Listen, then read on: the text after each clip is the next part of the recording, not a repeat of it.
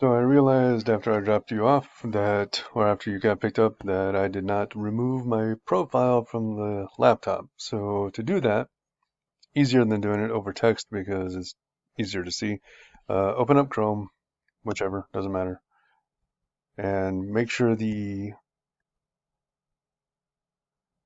window is maximized. All right, make it fill the screen.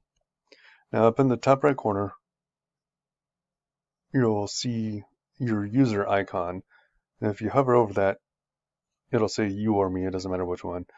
So it's the icon directly to the left of the three dots. So click that and then go down to add and then cancel.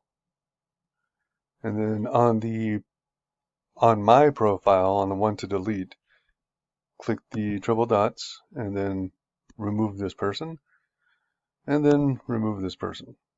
Bam, done. Okay.